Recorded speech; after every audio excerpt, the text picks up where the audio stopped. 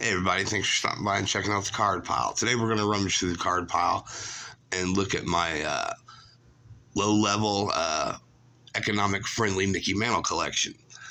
Now, a lot of these are, they're bangers, don't get me wrong, but some of them are busted up a little bit, but they're still bangers. The first one I have is from 1958, the Sport Magazine Mickey Mantle All-Star. That's just a classic, good-looking card right there. Could be in better shape, but like I said, these are lower level grades, not quite busters, but a little rough around the edges.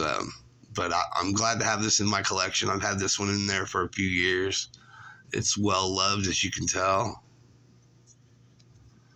But still, it's a great card, and it's one of the reasonable priced 50s Mickey Mantles that you can get, and one of the most popular. And I can see why. That's just a good looking card right there. Up next is a couple of checklists with Mickey Mantle's floating head on the top. This one has all the check marks marked on it, except for card number 177, Tito Fuentes. And when I got this card, I looked at it, and I was like, he's only missing one, the Tito Fuentes. And I went and looked through the card pile, and I ended up finding number 177 of the Topps issue that year, and it's Tito Fuentes. And if I can go back time, I'd send that card to whoever owned this back in the day, and he'd have at least both sides of these filled out. But yeah, that's pretty cool. Maybe I'll have to do a video or something where I show the Tito Fuentes card with this. And yeah, too bad the guy couldn't, or the girl, whoever collected it, didn't have the Tito Fuentes card. Then he would have been able, or she would have been able to mark them all off. So that's kind of wild. So yeah, I like that. There's a good story with this card then. You know, he got all that way, and then they just didn't have the Tito card. Huh. And then this checklist card, looks like they only got Sam McDowell on this. Yeah, here's the back. Oh, and Minnie Rojas. They might have had Minnie Rojas. So yeah, the other card would have been a lot easier to fill than this one. But still, that's a pretty cool card. And Big Mick up front in the big circle. Yeah, so that's pretty cool. Then the next one I have is the Mantle hits 52nd home run for Triple Crown. The centering's kind of wonky, but that's a great looking card. Not really any damage to it. It's probably one of the nicest ones I have, if not the nicest. The back's a little off. Got a little dent right there, or a bend, we should say. But that is a great looking card. Although, from the look of it, it looks like he's way off the plate, so could be an intentional walk. I like how the ball's right there. That's pretty sweet.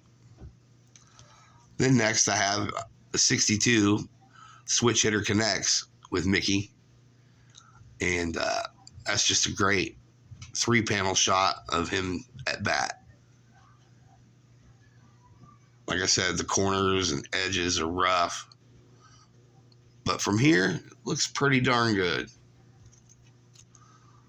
The back's not too bad. Little off center.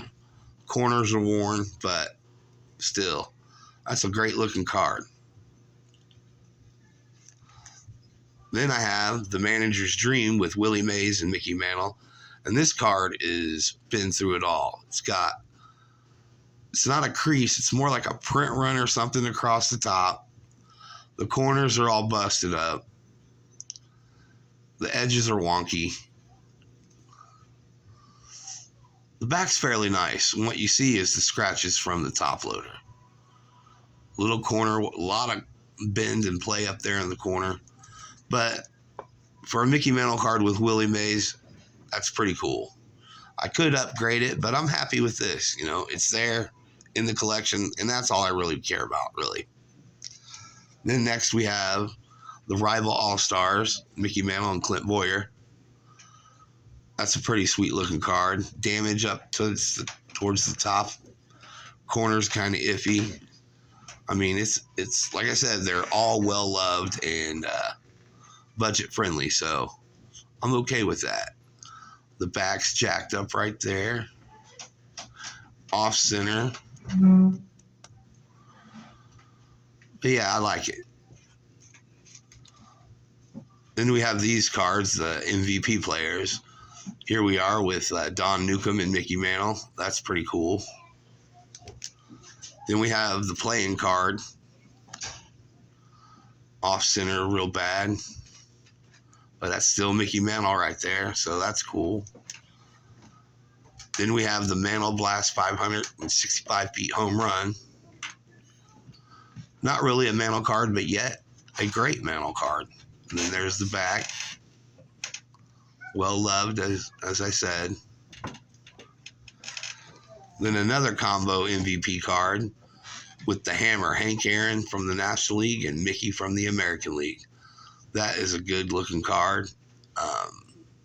Corners are rough. The back's decent.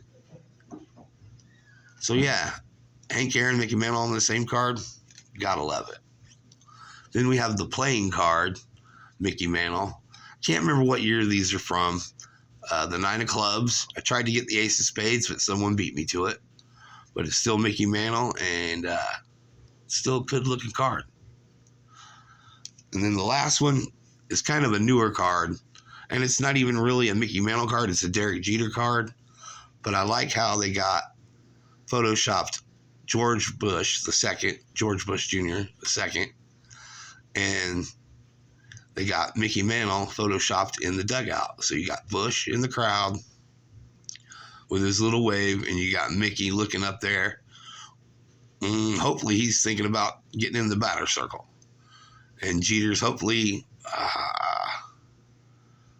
he might have struck out on that. But nonetheless, with Mickey in the dugout and the former President Bush in the stands, that's a pretty wild card. Here's the back. So yeah, it's mainly a Jeter card, but I just threw it in because, you know, if you could Photoshop Mickey Mantle onto a card and then get it released, I'm all for it. So yeah, this is my small but sweet, bittersweet, since they're kind of rough, Mickey Mantle collection.